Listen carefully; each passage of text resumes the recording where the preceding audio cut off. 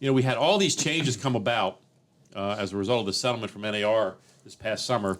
And so now, buyer broker agreement, it's not a new document though, right? No, it's been around forever. Been around forever. Yeah. Ever since there were buyer brokers. This is Las Vegas Real Estate Now with local real estate expert Harvey Blankfeld.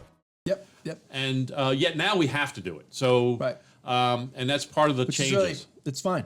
Yeah, I like doing it, actually. I mean, we encouraged buyer brokerage agreements in the past years. Always we did. said, hey, because here's the deal.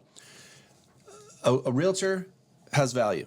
And you ever want to just prove it to yourself, just helicopter into a city because you got a new job or something. And, try to find a house. If you live in Vegas for 20, 30 years, you know everything, right? You're like, Summerlin's nice, Henderson's nice. Yep. And someone tells you, I just got a great deal. I don't want to make fun of a town, but can I say Pahrump or something? Yeah. Oh, my God. Yeah. Oh, my God. Carly's from Pahrump. Oh, my God. So let's say you're from Austin, Nevada.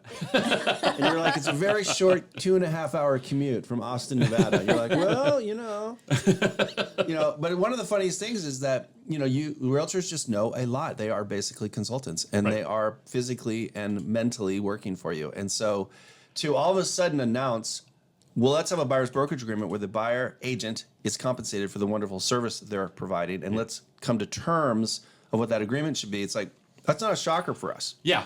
Right. I mean, in a lot of ways, Sin, you and I probably didn't really use them all that often before. We were told to do it. Never. Okay. Just because there's a loyalty thing between myself and my clients. Yeah.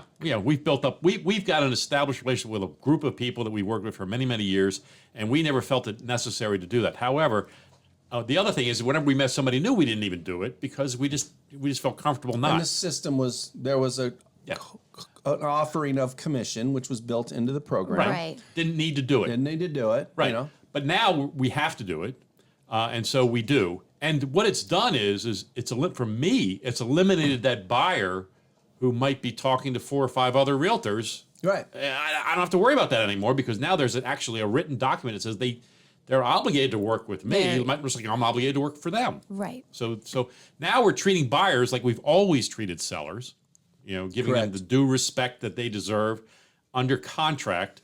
And it's a two-way relationship. It's not just, hey, by the way, you're going to owe me money. No, I owe you service now too, and now it's documented. So I liked it. It's such an interesting phenomenon that happened. We had the big discussion about it. There was the lawsuit. There was a settlement. We talked about buyer's brokerage agreements, and then to me, it was like, okay, if you shake the cage and get rid of this or that, there's certain things that are never going away, ever. Yeah.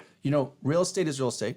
You have a couple of elements. You have a buyer, a seller, and then it's like going into court. Yeah. You can go to court by yourself, but to say that realtors are going to go away, it's like, well, that's not going to happen. No. I mean, just look at an example. I mean, you could easily, like I said, move here yesterday, or you want to upgrade, right? And you want to talk about, I want to know about aspects of this new, bigger home or smaller home. What's the lending market? Because the average human doesn't get up and breathe and live real estate every day, unless you're my spouse and you're on Zillow and you're like, yeah, I just found us another property. I'm like, put that down. Right? Why don't you focus on politics like a normal person? Exactly. Right? There's other things to obsess about besides housing. Oh. So, but they get up, they're teachers, they're fire persons, they're lawyers or doctors, whatever. Yeah. And then they call you and say, Harvey, Right.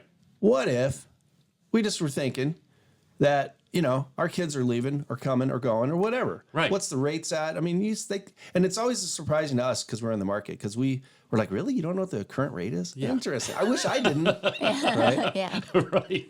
Yeah. I mean, we're a resource. We're a resource and an expert in real estate.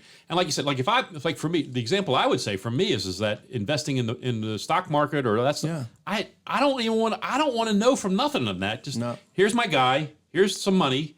Make it big. Make me more money. Zeros.